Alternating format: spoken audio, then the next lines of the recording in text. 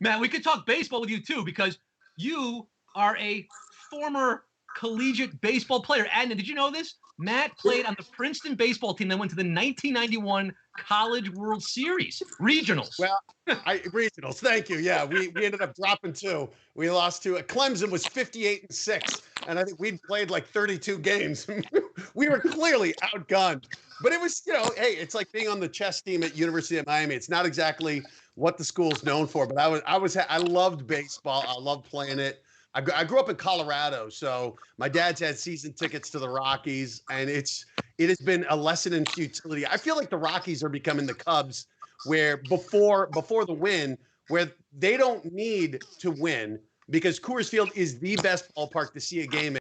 You're getting 40,000 with the team under 500 on any summer stand. So I don't think, and my dad has been going back and forth with Monfort, the owner, and their exchanges have been pretty colorful. Monfort is not censoring himself when he talks to fans. Well, first off, thought of the College World Series. Tell me about that, because I've attended it once. I covered it when I was at ESPN. Underrated experience. Real talk with sporting events, Matt. You know this. Even the regionals. I mean, listen, the crowds get into it. Those little bats with King. I mean, it's College World Series, Rags. We're going to get there one day. I'm telling you.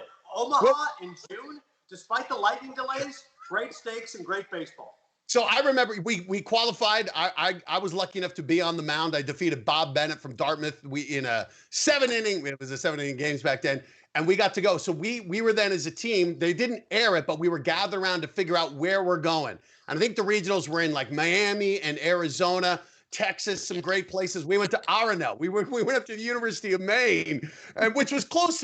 I went to Princeton, so it wasn't that long. We were thinking we're going to be flying across the country and taking in the sun. Instead, we're up in Maine, and we lost 2. And then you don't get to stick around and watch the rest of the tournament once you're out. So we got back on our bus and headed back to Jersey. It was still the highlight of my sporting experience, getting to do that and getting to play against the big teams. And I feel, that's one of the things that's been tough for all these student athletes, kids who are seniors who this was it. This was their year. A lot of them, their year to perform well enough to get those scholarships, and to not have that happen.